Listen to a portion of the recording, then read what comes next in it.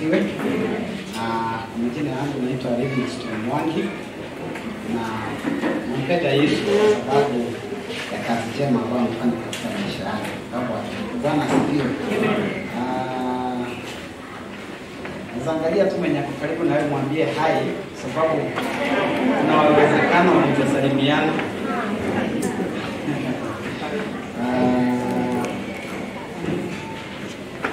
Praise the name of the Lord. Amen. Hallelujah. Wakati mwema ambao Mungu ametupatia kama kanisa ambao tunaita season of prayer. Ninajua kila mmoja wetu amepata nafasi na amepata time ya kumtafuta Mungu. Bwana apewe sifa. Kwa sababu huu wakati neema ni mingi, it is the best time to take advantage of the presence of. Unajua Biblia inasema mtafuteni Bwana wakati anapatikana.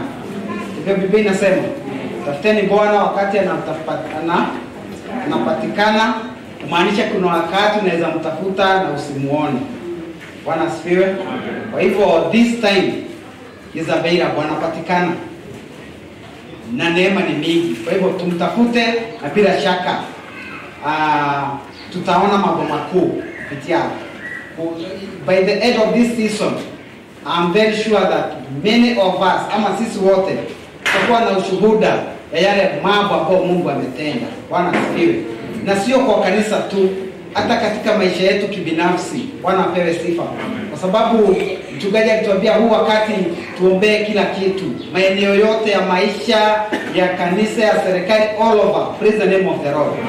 And mwenye atashika na azingatie hayo mambo, hakika by the end of 50 days tutakuwa na mashuhuda na tutaona yale ambayo Mungu atafanya. Praise the name of the Lord. Na siku ya Jumapili tulifundishwa kuhusu ama tulihubiriwa kuhusu the hour. Tulihubiriwa kuhusu nini?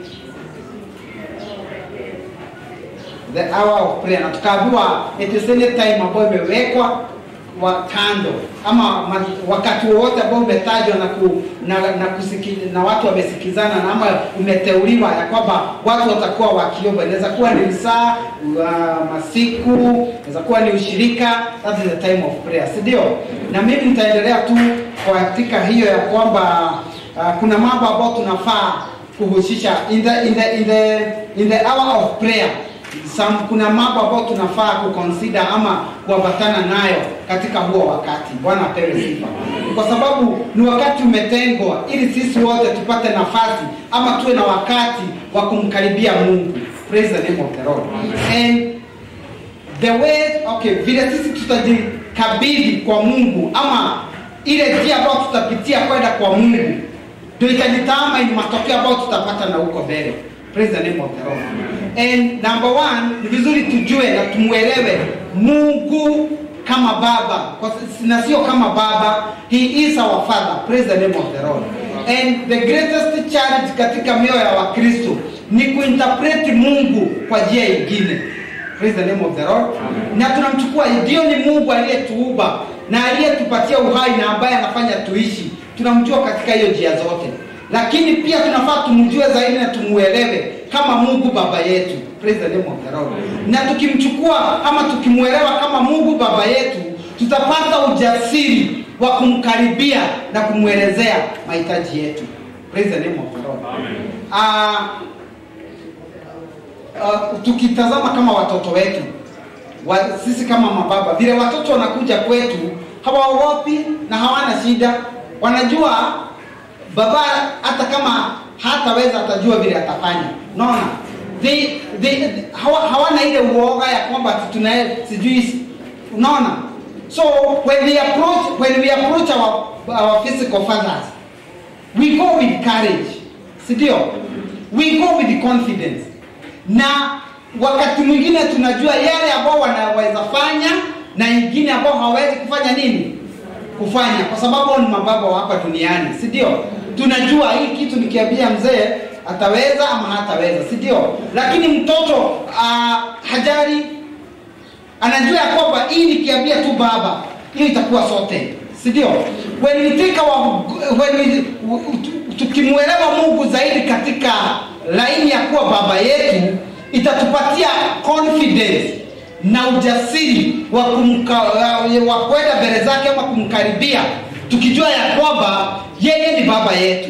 Praise the name of the Lord. Amen. Baba ya mtoto, si ati watoto hawakosei. Watoto huwa wanakosea wakati baada ya mwingine, lakini ikawa wanakosea, ukiuliza hawa mababa wako hapa, hawakuwa sio haraka ya kuwa punish kwa sababu ya yale makosa wamefanya, si ndio? Kwa hivyo wakati tunaenda kwa Mungu, hatufai kuchukulia ya kwamba ni mtu ambaye ametugojea mahali ama anatuchunguza day and night akitaka aone ile makosa tumefanya ili atupunish. Bwana asifiwe.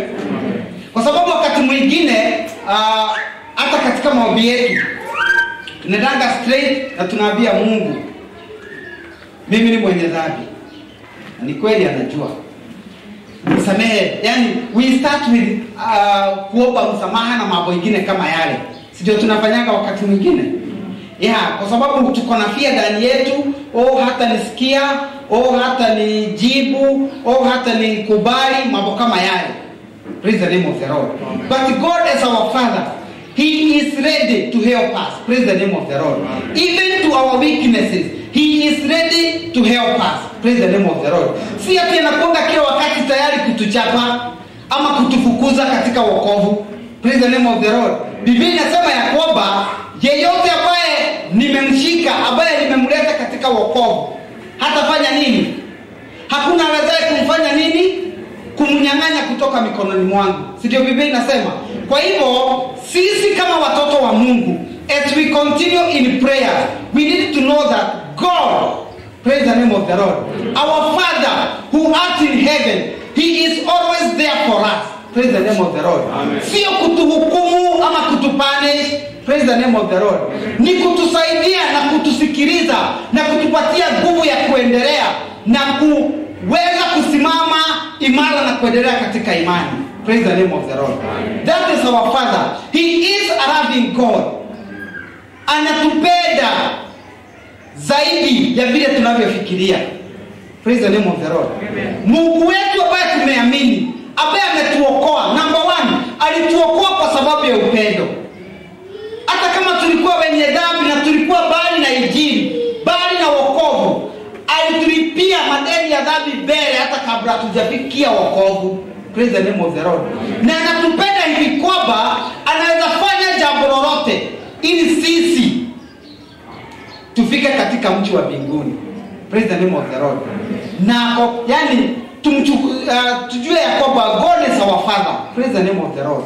We should not, na tufai kwenda kwake katika kuogopa ama tukiwa na shaka. Praise the name of the Lord. Ama tumejihukumu sisi wenyewe. Praise the name of the Lord. He is there for us, to help us, to strengthen us, to assist us and to listen, kutusikiliza ili ajue mahitaji yetu. Praise the name of the Lord. Kwa hivyo mambo ya maombi kama hivyo, neno la ambalo linatuongoza katika Colossians inasema namna gani? Hiyo tumeshajua sisi wote. Colossians, hiyo ni ile iko kwa ile bana ya ulienda nao kwako. Colossians najua mnakumbuka nataka kusema. It is Colossians 4 verse 2 ambayo inasema devote yourself in prayer, continue earnestly in prayer, be vigilant in it with thanksgiving. Praise the name of the Lord. Beginning inasema devote yourself in prayer, being watchful and with thanksgiving. Praise the name of the Lord. And this is the season which we are today. Praise the name of the Lord. Whereby we tumetumia already 14 days, 14 wiki mbili zimepita. We are devoting ourselves in prayer and we are watchful and thankful to God. Praise the name of the Lord. Kwa hivyo maombi katika maisha ya Mkristo yeyote, maombi ndio ile kitu ya msingi ama ni baadhi ya mambo ambayo inatarajiwa ifanyike kwa kila Mkristo. Praise the name of the Lord. Kwa hivyo si wakati tu wa Sunday ama wakati ambapo tumeambia tuombe. It is a continuous thing. It is part and parcel ya Mkristo. Praise the name of the Lord. Kwa hivyo ukitaka kujua mtu ni Mkristo, anafaa awe na hiyo tabia ya kufanya nini? Ya kuomba. Kwa hivyo ukienda kwa mtu uone kuanzia asubuhi mpaka jioni, hata umeenda kulala hamjaomba, na anasema ati ni Mkristo, kuna shida. Si ndio? Hata kama hajakwambia, ukitaka kuprove mtu ameokoka, nikikuja kwako nione tumeamka asubuhi, kuna kuomba, tunaendelea mchana, hata wakati wa kwenda kulala masaa imepita, then mkarare. Kwa hivyo huyo mtu inawezekana vile anasemaga ameokoka ni kama hajafanya nini? Hajaokoka kabisa, hajakamilika, kwa sababu maombi ni part ya Mkristo. Ni kitu ambacho inaendelea nacho. Praise the name of the Lord. Na kwa maombi ambayo iko for effective prayer ni lazima tuwe na confidence. Praise the name of the Lord. We must have confidence when we go before God. So na tutaangalia mambo mawili ama matatu ambayo ambayo tunafaa kuwa nayo wakati huu wa maombi. Praise the name of the Lord. The number one is confidence. If we go before God without confidence, huyu mtu hatapokea kitu, kwa sababu kukosa confidence ni kuomba hujui kama utapata ama hautapata. Unaona? Unaenda kwa Mungu kubahatisha. Unajua kuna ile kubahatisha. Wakati mwingine tunasemanga wacha nibahatishe. Niende nione kama nitachukuliwa ama sitafanya nini? Sitachukuliwa.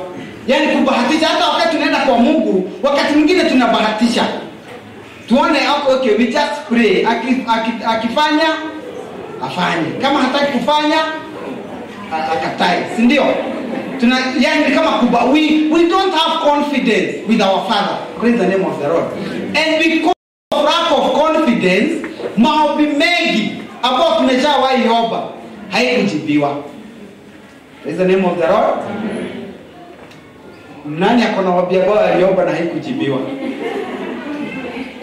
Ukiangalia katika maisha yako kuna maombi mengi umeomba na kuna mengine haijajibiwa. Ulikuwa na confidence. Praise the name of the Lord. Juu wakati mwingine tunajipatanga, tunaenda tu kumwambia, hatujui kama atafanya ama hatafanya. Tunamguzia tu na Mungu, nataka ABCD, na unaondoka kwa sababu maybe Elijah amesema tuombe. Hata hii ambao tunaomba hapa, kama hatuna ujasiri ya kumjua Mungu kama baba yetu na kujua ya kwamba haya mambo ambayo tunaomba itafanyika, praise the name of the Lord, hatutapata matokeo. Ni kwa sababu we must approach God with confidence. Confidence in that yeye anatupenda na ako tayari kutusikiliza na anaweza mambo yote. Praise the name of the Lord. Mambo yote, mambo yote inamaanisha nini? Hakuna kitu ambacho haiwezekani kwake. Praise the name of the Lord. Hata yale ambayo yanaonekana haiwezekani na macho ya mwanadamu, kwa Mungu inawezekana. Jambo lingine ambalo tunafaa kujua ni kwamba hakuna jambo linapatanga Mungu hata vile tunasikianga mdemo imefanyika tunastuka. Mungu hajawahi kutuliwa na jambo lolote. Atumesikia news. Mungu hana haja na hiyo. Alijua kitambo hata kabla ifanyike. Hata kabla ingie katika mawazo ya wanadamu. Ama hata kabla kuwe na dalili ya kitu kama hicho kufanyika. Mungu hastukangi. Praise the name of the Lord. He knew from the beginning. Praise the name of the Lord. Na kitabu kingine nilikuwa nasoma ilikuwa inasema mwenye alikuwa anaishi kabla ya mwanzo, unajua kuna mwanzo, there is somewhere mambo ilianza. Nafikiri ndio tunasemaga beginning. Kuna Genesis. Mungu hakuanza Genesis. Praise the name of the Lord. He was existing even before. Praise the name of the Lord. Hakuna kitu tumepata Mungu ati tumeenda hivyo tukaona jambo tukastuka. Mungu kwa sababu kwa pamoja na sisi akastuka. Praise the name of the Lord. Hii mambo yote ambayo inafanyika, yale mambo yote ambayo yameshawahi fanyika, hata yale itakuja kufanyika, Mungu huaga anajua. Ni kwa hivyo tunafaa kujua ya kwamba when we go before God, kuna mwimbaji amesema ya kwamba yeye hatikizwi na mambo ama akafanya nini? Meigo na ule duka. Inasemaga yeye tuiseme na Kiswahili. Yeye afanye nini? Atigizwe na mambo ama kuwayo hiyo. Sio aje. Kuwayo hiyo kufanya nini?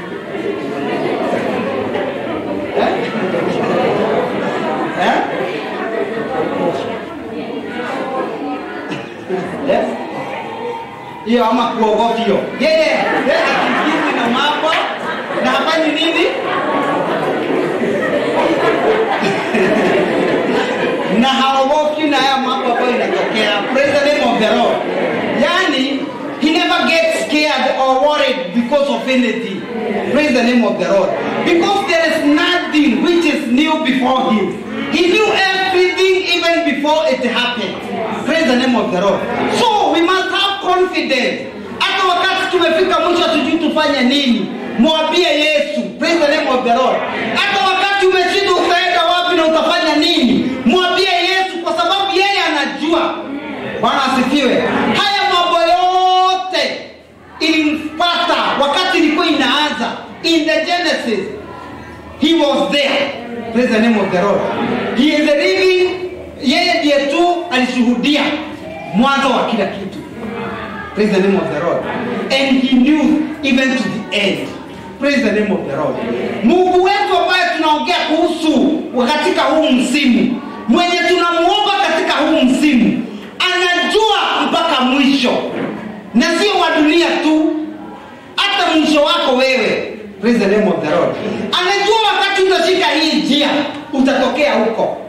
Ukishika hii, utatokea huko. Yani, mambo yote iko wazi mbele yake. Praise the name of the Lord. And therefore we must have confidence when we go before him, knowing that he is not limited. Praise the name of the Lord.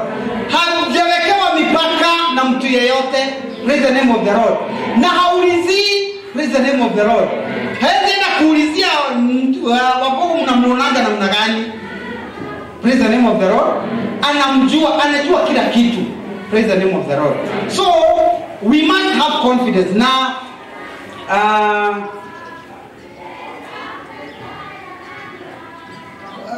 katika First John 5:14 inasema ya kwamba this is the confidence we have in approaching God. Praise the name of the Lord. Whoever who approaches God, he must have this confidence. Praise the name of the Lord. Na John akasema ya kwamba huu ndio ujasiri. Si ndio hiyo ujasiri? Huu ndio ujasiri ambao tuko nao wakati tunaenenda mbele za Mungu. Ujasiri ni gani? That if we ask anything, praise the name of the Lord. Underline the word anything. Bwana asifiwe. Na inatuonyesha kwamba he is not limited. Praise the name of the Lord. He can do anything. And if we ask anything, condition is according to his will. He will hear us.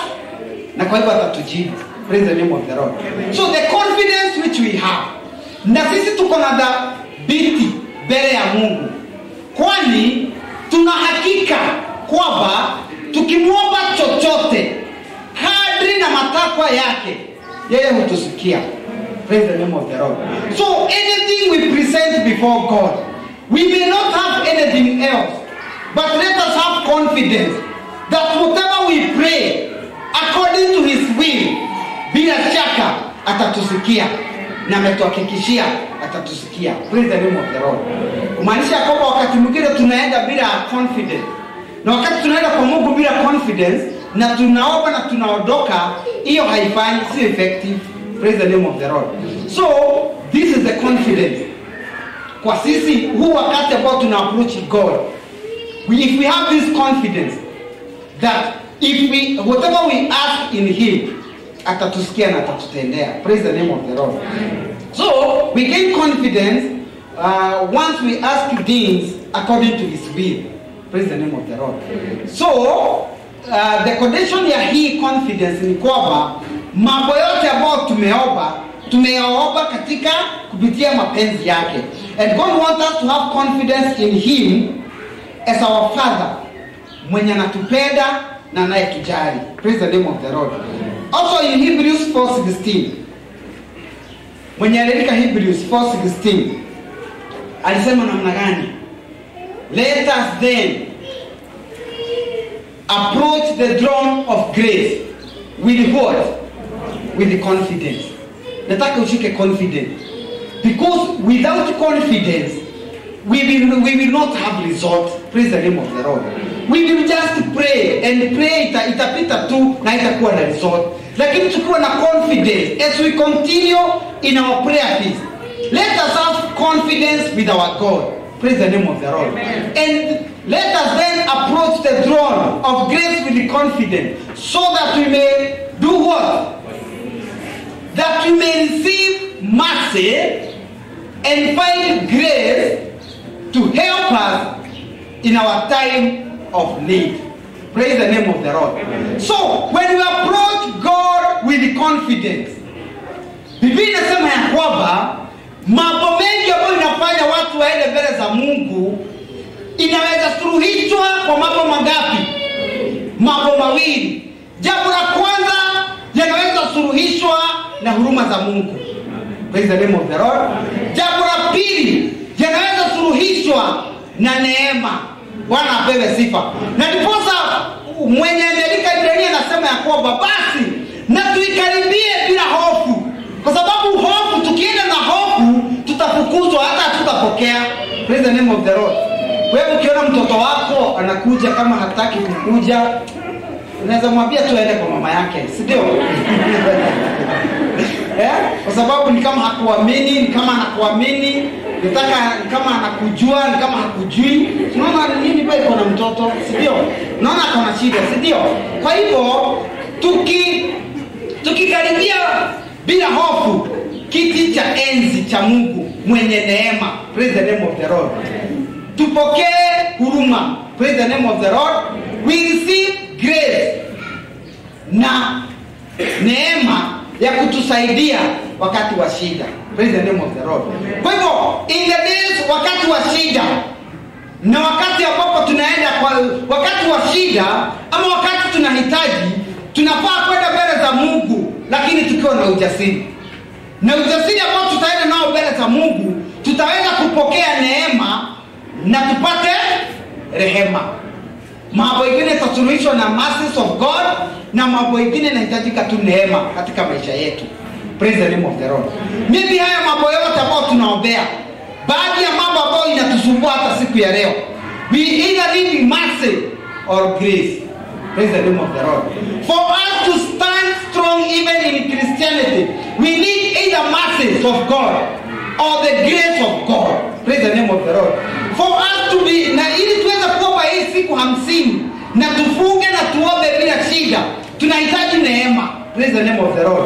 Kwa sababu kuna watu walipewa neema, wakafunga siku mingi na wakaomba na hawakukufa. Praise the name of the Lord. Bwana asifiwe. Kwa hivyo kama umeanza kufunga wakati huu na unasikia kama utakufa, Bwana asifiwe. Si kuna wakati mtu anasikianga hivyo? Umefunga, umesema sasa nafunga 3 day, 4 day, 7 day. Yaani wakati umeanza tu siku ya pili ndio unasikianga kila kitu imekataa kwa mwili. Bwana asifiwe. Kusimama ni shida, magoti inakataa, kichwa inauma, tumbo sasa ndio inapiga nini na kukumbusha na kukumbuka mchele, kukumbuka madazi, yani na kukumbusha zile vitu ambazo. Praise the name of the Lord.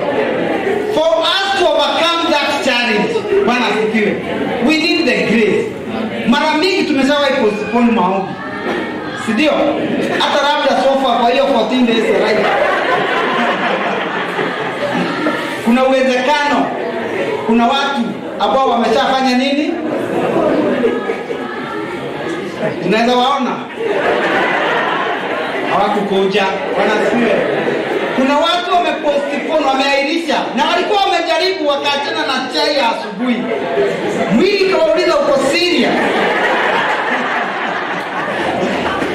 Wakasema wakaendelea mpaka saa 4.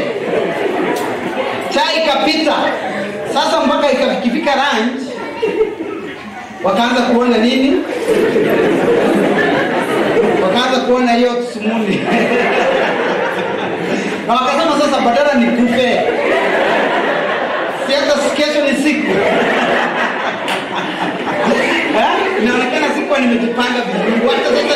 Sasa kesho, praise the name of the Lord. Kesho kwanza nishikanishe na ile online fellowship. Tunaona kuna hiyo tu confidence tunakujanga hivi, mnaona na hii na ingiana, hii ni Mungu. Praise the name of the Lord. Kwa sababu tumepungukiwa na neema ya kufanya nini? Na kufunga. Praise the name of the Lord.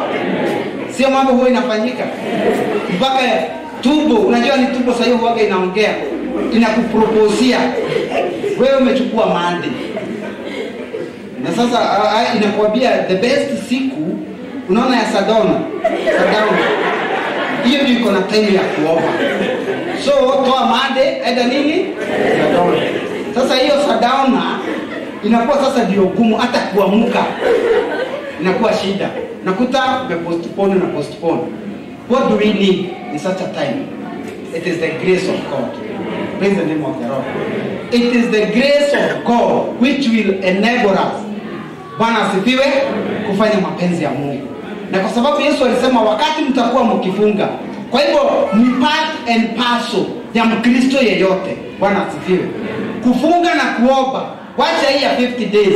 Hata kama umejipata umeanza kufunga this time ya 50, kwanza na huko nyuma haujaomba, kwanza August mpaka January haujaomba prayer and fasting, you have a problem. In the name of the Lord. Na problem ni uko nayo ni kuwa haujaokoka vizuri. Bwana asifiwe. Kuna mtu hajaomba kwanza, acha hii 50 imepangwa na kanisa. Kuna maombi yako umejipangia na huko nyuma kwanza August mpaka January. Praise the name of the Lord. Kama hakuna, uone mchungaji. Praise the name of the Lord. Because prayer and fasting ni part na maisha ya Mkristo yeyote. Bwana asifiwe. So, let us approach the throne of grace with confidence. Praise the name of the Lord. And we will receive mercies and grace. Praise the name of the Lord. Mambo mengine tunafaa tuende tu kwa Mungu na confidence.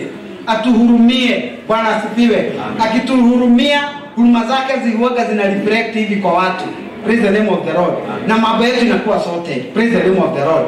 Ingine ni neema. Bwana asifiwe. Tukubalike kwenye hatutakikani. Praise the name of the Lord. Tuende mahali ambao hatufai kuenda. Praise the name of the Lord. Tuwe wale watu ambao hatufai kuwa. Unajua kuna watu hatufai kuwa. Tukipimwa kulingana na vile dunia inapima watu. Praise the name of the Lord. Wengi wetu hatufai kuwa Nairobi. Bwana asifiwe. Hatuja qualify. Bwana asifiwe. But by the grace of God we are here. Bwana asifiwe. So let us pray. Let us approach the throne with the throne of grace with the confidence, ili tuweze kupokea rehema na neema. Bwana asifiwe. Jambo lingine, that is about the confidence. Praise the name of the Lord. The next thing is God's will. We can go with confidence. And we can, tunaweza pata, unajua kuna watu wako na ujasiri, they can approach anyone bila shida. Lakini maybe wanaweza approach mtu kwa njia ambayo haifai. Kwa hivyo ujasiri yao na ku-approach kwa inakuwa nini? Bure. Si ndio? When we go before God with confidence, remember ile neno ambayo tulisoma na hapo nyuma. Ilisema according to God's will. Praise the name of the Lord. After we gain our confidence, then we must check on the will of God. Because that is the condition of our prayers to be answered. Condition ya maombi yetu kujibiwa ni bora tu. Bwana asifiwe. Tumeambiwa kwamba tukaribie kiti chake na ujasiri, tukijua ya kwamba mambo yote ambayo tutaomba kulingana na mapenzi yake tutajibiwa. Bwana asifiwe. Kwa hivyo tunaweza kuwa na confidence na tukose kujua mapenzi ya Mungu. Praise the name of the Lord.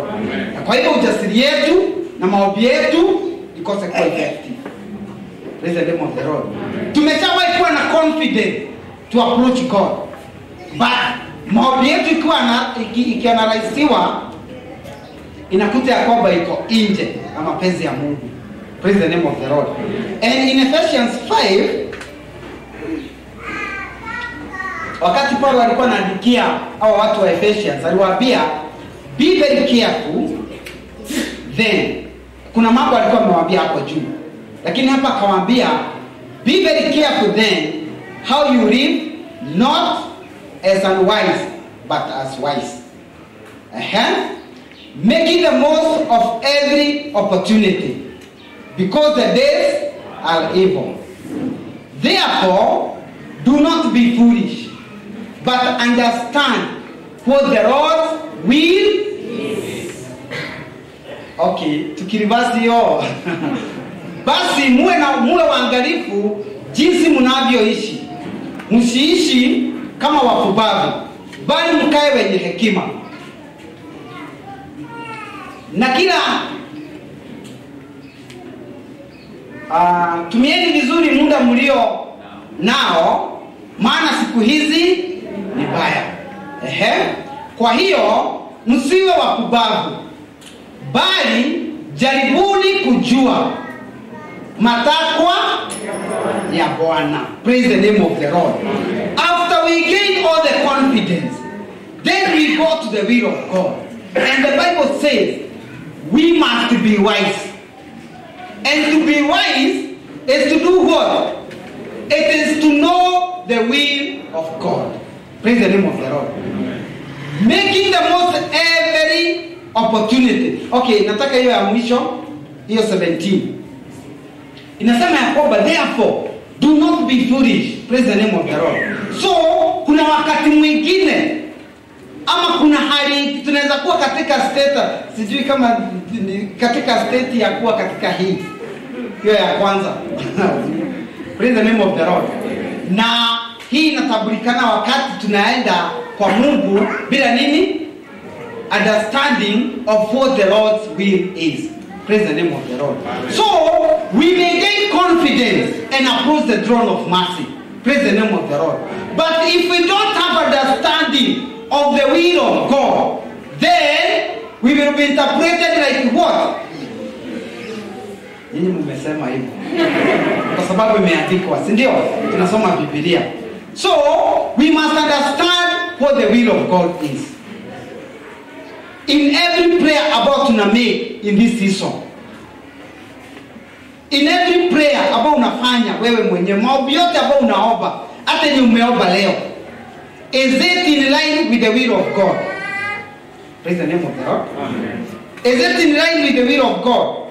In Proverbs 19:21, the reason why we must go as per the will of God. In Proverbs 19:21, the Bible says, many are the plans in man's heart, but it's the Lord purpose. Purpose beginning nasema will. But it's the Lord's will that prevails. Praise the name of the Lord. Mipango tunaweza kuwa na mingi katika mioyo yetu. Bwana asifiwe. Lakini ile mpango ama ile jambo ambalo lazima lipite. Bwana asifiwe.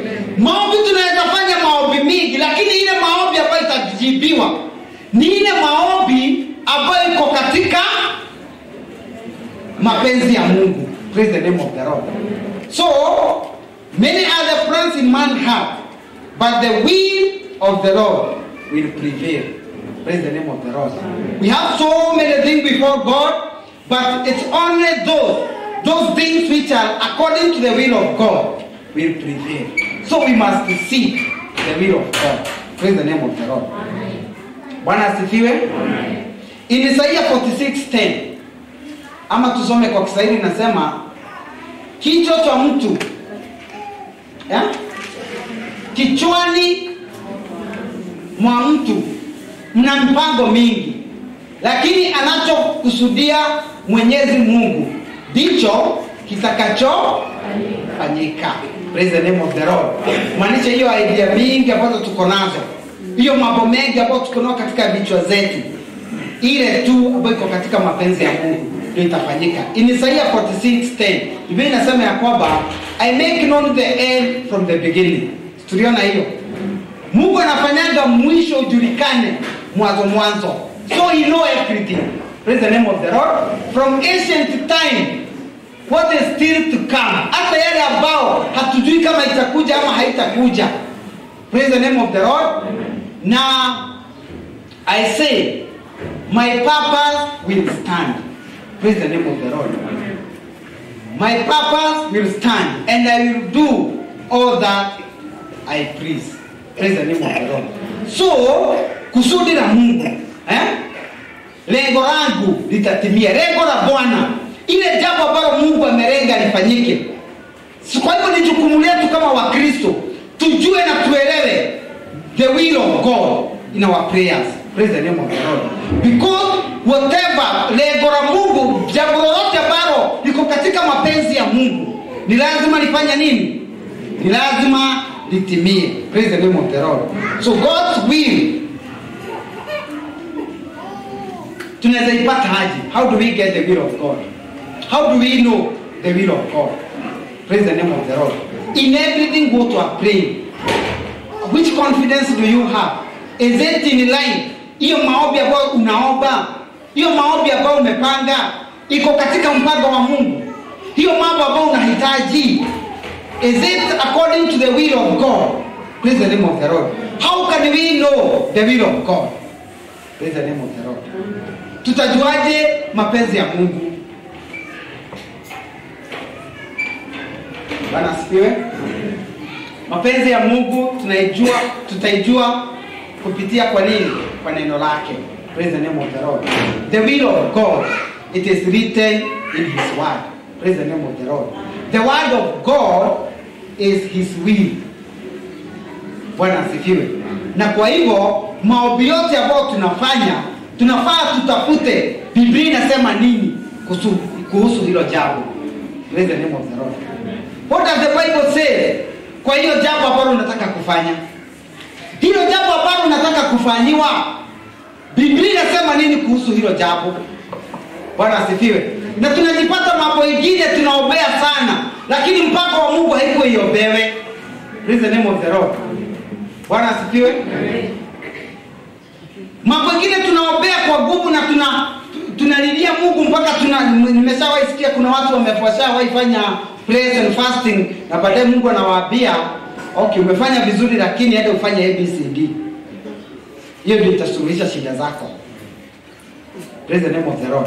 Kwa mambo mengine, okay, in whatever we pray for, we need to seek the will of God. Because the will of God will stand. And the will of God tunaweza ipata kupitia kwa neno lake. Na Biblia inasema wakati Yesu alikuwa anaongea in John 15, alisema ya kwamba, if you remain in me and my word remain in you, ask whatever you wish and it will be given to you. Praise the name of the Lord. If you do what? If you remain in me. How do we remain in Jesus? Praise the name of the Lord. How do we remain in Jesus? Who is Jesus? In John, the Bible says, in the beginning there was what? So, when we remain in me, when you remain in me, mukikaa ndani yangu na neno langu likae ndani yenu, then muombe chochote ambacho mnahitaji. That is within the word of God. Praise the name of the Lord. Mukikaa ndani yangu na maneno yangu yakae ndani yenu, basi ombeni chochote mtakacho nanyi mtapewa. Praise the name of the Lord. That is when tukikaa ndani ya Yesu, na Yesu ni neno, na hilo neno likae ndani yetu. Praise the name of the Lord. We will be able to know the will of God. Praise the name of the Lord. And we know, baada ya kujua mapenzi ya Mungu, tutaomba kulingana na mapenzi yake. Na ndiposa tumehakikishiwa chochote mtakacho, whatever you want, it shall be given unto you. Praise the name of the Lord. Na mambo yetu yote, hata ile tunaombea wakati huu, iko katika Biblia. Hata hayo mahitaji yote ambayo tunahitaji siku ya leo, it is written in the Bible. Praise the name of the Lord. In fact, the Bible says, Biblia imepeana mifano katika Biblia ya kwamba watu wengi ama watu wote ambao Mungu alijibu maombi yao, waliomba wakiambatanisha na neno la Mungu. Praise the name of the Lord. Na katika maombi kuna maeneo tofauti tofauti. Kuna kushukuru, kuna kumsifu na kuna kupeleka mahitaji, si ndio? Na wakati mwingine tunashindwa kuomba, hata baada ya kuambia Mungu tunakushukuru kwa sababu umetusaidia, tumekuja kanisa, tunafikaga mwisho. Na saa hiyo ndio sasa Elijah ameanza kusema jiachilie mbele za Mungu, jiachilie kabisa. Sasa wewe ushajiachilia, umemwambia ni asanti, umemshukuru kwa kukulete, unakosa maneno mengine ya kumwambia. Bwana asifiwe. Lakini if we do it in line with the word of God, praise the name of the Lord, we can see how watu walikuwa mbele yetu what they did. Na ukisoma katika Psalms na hizo vitabu zingine, tunaona ya kwamba walikuwa wanatoa sifa kutoka kwa kila kitu. Na kuna kumbuka Msipasa alituhubiria akatuambia, hata ukikosa kitu ya kuomba, tuambie Mungu ni asante kwa hii kiti. Praise the name of the Lord. You can create praise from anything. Praise the name of the Lord. Now those people, akina David, they knew when they went before God, hata kabla wamwambie mambo yao, walikuwa wanamuelezea yeye ni Mungu aina gani. Wanamwambia wewe Mungu ni mkuu sana. Hata ile milima ambayo imerefuka sana, si hiyo ni yako. Wanamwambia hata miti hiyo wewe ndio ulitengeneza. Ulitengeneza wanyama wakubwa kama ndovu na ukatengeneza wanyama wadogo. Yaani walikuwa wanatoa sifa kutoka kwa anything. Praise the name of the Lord. Na by that ndio hapo walikuwa wanaona Mungu ni wa ajabu.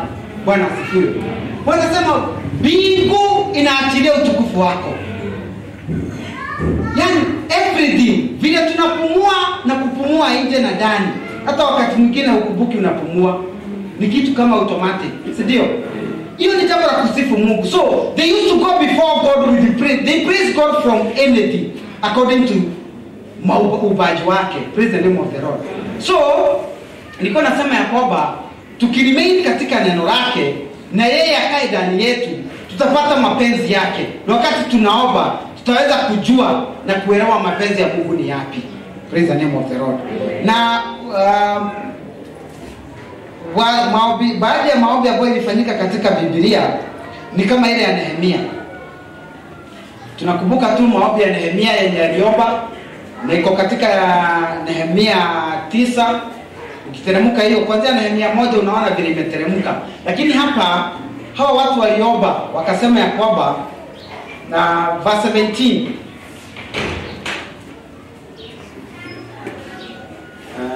tutengenezee isomeke vizuri. Biblia inasema ya kwamba katika hii part they were in prayers, they were seeking God. Kwa sababu walikuwa wanaongelea kuhusu ile mateka na ukuta na mambo mengi. Na when they went before God, they didn't just go with their own word. Praise the name of the Lord. Na walikuwa wana quote vile Biblia inasema, vile maandiko inasema. Praise the name of the Lord. Na walikuwa wanasema these people, Israel na huko nyuma, they refused to listen and failed to remember the miracles you performed among them. Huyu ni mtu alikuwa katika maombi. Sasa alikuwa anaambia Mungu, those people, they refused to listen. Our fathers, they refused to listen and failed to remember the miracles you perform among them. They become stiff-necked, and in their rebellion, appointed a leader in order to return to their slavery. But you are a forgiving God, gracious and compassionate, slow to anger and abounding in love. Therefore, you do not desert them. Praise the name of the Lord. They were seeking God. Na walikuwa wanaangalia. Na huko mbele, wakati watu walipata shida kama hii, what happened? Praise the name of the Lord. They were quoting Exodus 34. Good to again Exodus 34. Exodus 34 verse 6. Ilikuwa inasema ya kwamba, and he passed in front of Moses, proclaiming the Lord. Yes, proclaiming the Lord, the compassionate and gracious, God slow to anger and abounding in love and faithfulness. Praise the name of the Lord. These people in the days of Nehemiah, they were seeking God the way we are seeking Him today. Praise the name of the Lord. And what did they do? They look, waliandika katika maandiko, waliangalia katika maandiko. What happened? And they quoted the Bible. Bwana asifiwe. Ukichukua hii kutoka 34 na ile Nehemia ambayo tumesoma 9:17, Nehemiah quoted Exodus. Praise the name of the Lord. So he prayed the word of God. Praise the name of the Lord. So mambo mengine ambayo tunapeleka mbele za Mungu, we need to see what does the Bible says. Praise the name of the Lord. When something, wakati watu walikuwa na jambo kama hili, walifanya nini? Praise the name of the Lord. Walipitia njia gani? Ni neno gani ambalo lilifanya ama Mungu alipitia ama ni neno gani walitumia wakaweza kusimama? Praise the name of the Lord. Hata wakati mitume walikuwa wanaomba, in Acts naelekea kumalizia, in Acts 4:25, in Acts 4:25 kuna maombi mitume walikuwa wanaomba. And nataka tu kuangalia mahali walikuwa wakasema, you spoke by the Holy Spirit through the mouth of your servant our father David. You see, our father David, they were referring to the Psalms. Praise the name of the Lord. In this time they were referring to Psalms 2 verse 1. Our father David, okay, you spoke by the Holy Spirit through the mouth of your servant our father David. How do the nations rage and the peoples plot in vain? Praise the name of the Lord. So they were quoting what was written in the book of Psalms. Praise the name of the Lord. And even Jesus Christ, wakati alikuwa msalabani, kuna maombi aliomba. Bwana asifiwe. Na akaona in Matthew 26. Okay, in Psalms 22. In Psalms 22.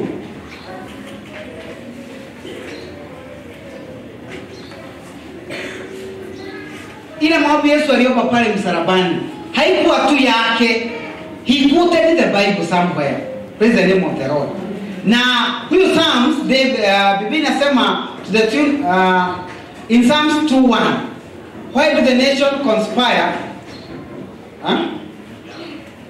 Ndio. Okay, why do the nations conspire and the peoples plot in vain? The king of the earth takes their stand, and the rulers gather together against the Lord and against his anointed one. Endelea kidogo. Is it Psalms 22, sorry. The Psalms 22. Psalms 22. Psalms 22. Here the ombi Yesu aliomba na to the tune of the dew of the morning, Psalms of David. Yesu aliquote hii verse, my God, why have you forsaken me? Praise the name of the Lord. Si tunaikumbukanga huko katika New Testament. This is what Jesus, Biblia inasema na akalia na sauti ambayo ni kuu, akasema Mungu wangu, kwa nini umefanya nini?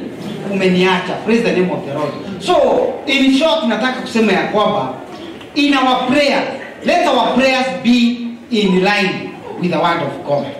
Because the word of God is the will of God. Maombi yetu iwe katika mapenzi ya Mungu. Kama maombi yetu itapata jibu, itapata majibu yale tu ambayo imeambatana na mapenzi ya Mungu. Praise the name of the Lord. Na mapenzi ya Mungu ni neno la Mungu. Kama unataka shamba, Biblia inasema nini kuhusu mashamba? Praise the name of the Lord. Kama unataka kitu, anything, kama nini? Kama unataka